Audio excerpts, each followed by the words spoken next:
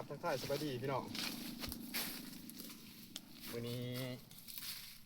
มีเนี่ยมาแบ่งปันเลยเนาะประสบการณ์เลยเพียงเด้อก็เป็นว่ามันดีเนาะก็ได้อย่างมาแบ่งปันเกี่ยวกับการเอาหญ้าเลยเพียงเด้อการอนามัยหญ้าเนี่ยเนาะหญ้านี่ถ้าว่าเอาเฮ็ดบ่ถือสวงมันเนาะ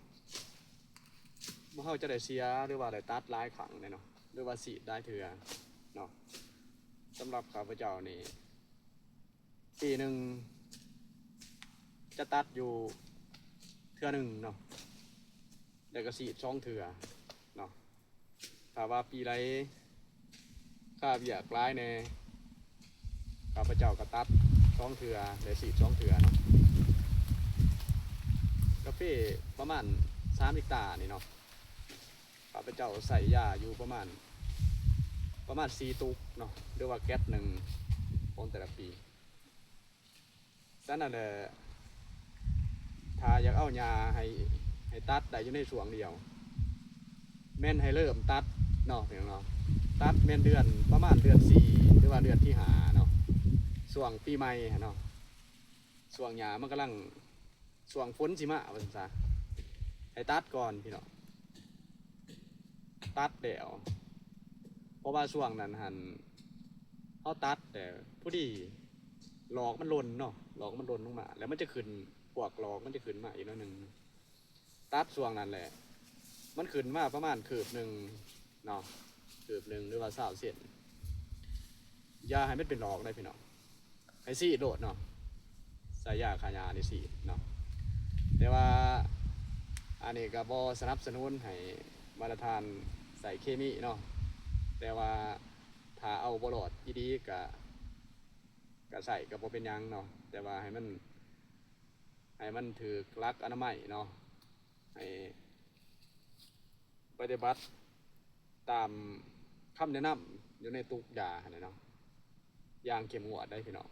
เนาะเพื่อให้ฉีดย่ำไรให้ใส่อุปกรณ์ยังอัดปากอัดดังอันนั้นใส่ซุบหมอกซุบมือละเอียดเนาะแว่นตอกแว่นตาอย่าประมาทได้พี่น้องสุขภาพเป็นสิ่งสำคัญเนาะฉะนั้นเลยตัดแต่หลังจากนั้นซีดพี่น้องซีดแล้วก็ซีดเทื่อที่1เนาะประมาณเดือน1 เดือนปลายไม่จะตายเบิดเนาะหลังจากนั้นเขามาซีดอีกตอนพี่เนาะเดือน9เนาะหรือว่าเดือนที่8ซีดแล้วก็ป้าเลยแบบนี้เนาะเพราะว่าถ้าหอดย่ามแรงกึกนี่เนาะเดือน10 เดือนที่10 เดือน11ยานี่ซ้ำมันปงขึ้นมาซ้ำ20 เส้นนี่กับป้ามาเลยก็บ่เป็นยังเนาะสำหรับกาแฟกลางพันนี่เนาะบ่ต้องคือว่ามันสิถ่วมมันสิยังเนาะย่ามแรงมันจะบักสูงหญ้าเนาะมันจะบ่สูงเนาะแต่ว่าปึ๊บหอดฝนปีใหม่มาเขาต้องได้ตัดก่อนเนาะเขาจังได้สีเนาะประมาณนั้นเนาะพี่น้องเนาะอันนี้ก็แม่นอีกแนวทางหนึ่งเนาะผู้ใดที่ว่าอยากรักษาหญ้าเนาะก็ประมาณนั้นได้พี่น้องเนาะแต่ว่านี่สำหรับกาแฟที่มันใหญ่แล้วเนาะกาแฟหน่อยเนี่ยก็เป็นเอาลงไว้สียาเนาะประมาณนั้นเนาะ